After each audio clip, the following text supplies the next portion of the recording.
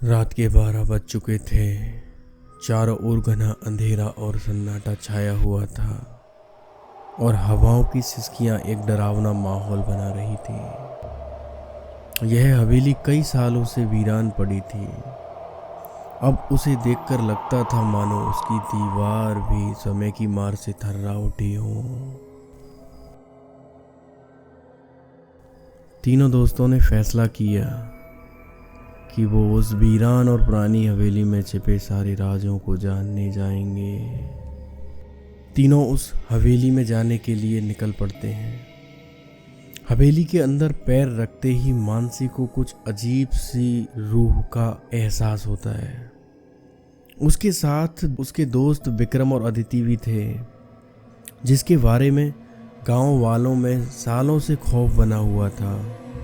कोई भी इस हवेली के करीब तक जाने की हिम्मत नहीं करता था, पर मानसी और उसके दोस्त गांव की इन कहानियों को महज अंधविश्वास मानते थे। मानसी ने अपने दोस्तों से पूछा, क्या तुम दोनों को सच में लगता है कि यहाँ कुछ गलत है? विक्रम ने हंसते हुए जवाब दिया, ये सब सिर्फ कहानियाँ हैं, हमें डरने की कोई ज़रूरत नहीं है। लेकिन हवेली में कदम रखते ही अदिति का दिल भी तेजी से धड़कने लगा। उसे महसूस हो रहा था कि यहाँ कुछ तो गलत है। उसकी आंखें हर तरफ चौंक कर देख रही थी, मानो कोई काला साया, कोई रूह उनकी ओर बढ़ रही हो। हवेली की दीवारों पर काई जमी हुई थी, छतों पर मकड़ियों के जाले लगे हुए थे। विक्रम ने दोस्तों से कहा, चलो पहले उस कमरे को देखते हैं जिसके बारे में गांव वाले कहते हैं कि यह शापित है। तीनों ने जैसे ही हवेली के लंबे धूल भरे गलियारों को पार करना शुरू किया, एक अजीब सी आवाज सुनाई दी। मानसी ने चौंक कर अदिति की ओर देखा, लेकिन अदिति ने इशारा किया कि आगे बढ़ते हैं, चलो छोड़ो इसको। आवाज धीरे धीरे तेज होने लगी, मानो कोई रूह उनके कदमों के साथ साथ चल रही है। अचानक एक बड़ा दरवाजा उसके सामने आता है। दरवाजे के ऊपर लटकी हुई एक टूटी हुई लालटेन के नीचे लिखा था, यहाँ कदम रखने वाला जीवित नहीं बचता। विक्रम ने दरवाजे को जोर से धक्का दिया। जैसे ही दरवाजा खुला, तेज ठंडी हवा का झोंका आया, जिससे उनके शरीर में सिकुड़न होने लगी। कमरे में पुरानी तस्वीरें दीवारों पर लटकी हुई थी, जिसके चेहरे धुंधले और विकृत लग रहे थे। फर्श पर पुरानी चीजें बिखरी हुई थी, टूटे फर्नीचर और जगह जगह मकड़ी के जाले।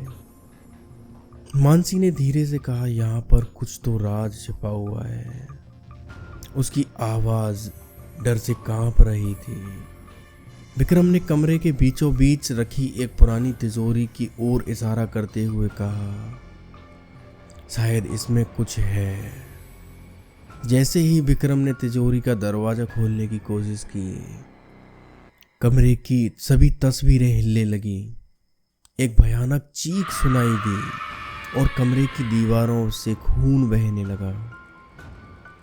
मानसी और अदिति घबरा कर पीछे हट गई, लेकिन विक्रम तिजोरी को खोलने में लगा रहा। अचानक तिजोरी का दरवाजा खुला और उसमें से एक पुरानी किताब निकलती है। किताब के साथ एक सफेद धुंधली आकृति भी बाहर निकली और कमरे में घूमने लगी। वह रूह किसी महिला की थी, जिसकी आंखें बिल्कुल सफेद थी और चेहरा जलता हुआ सा दिखाई दे रहा था। मानसी, अदिति और विक्रम के दिल में खौफ बढ़ता जा रहा था। ये क्या है? अदिति ने घबराई हुई आवाज में पूछा। रूह धीरे धीरे उनके करीब आने लगी। उनकी आंखों से आंसुओं की जगह खून बह रहा था और उसके होंठ एक खतरनाक मुस्कान के साथ खुले हुए थे, मानो गहरे घातक इरादे से भरे हों। अचानक उसने मानसी की ओर हाथ बढ़ाया। मानसी की चीख निकल पड़ी और फर्श पर गिर गई। विक्रम और अदिति ने उसे खींचने की कोशिश की, लेकिन उसका शरीर जैसे बर्फ बन गया हो। वे हिल ही नहीं पा रहे थे। तुम लोग यहाँ क्यों आए हो? वह रूह गुस्से से गुर्राने लगी। यह हवेली मेरे खून से पवित्र है। विक्रम ने हिम्मत जुटाकर जवाब दिया, हम बस यहाँ का रहस्य जानने के लिए आए हैं, हमें माफ कर दो। रूह ने जोर से हंसते हुए कहा, रहस्य जानने आए हो तो सुनो, इस हवेली का हर कोना मेरे दर्द की कहानी कहता है। मैं उस दिन से यहाँ कैद हूँ जब मुझे जिंदा जलाया गया था।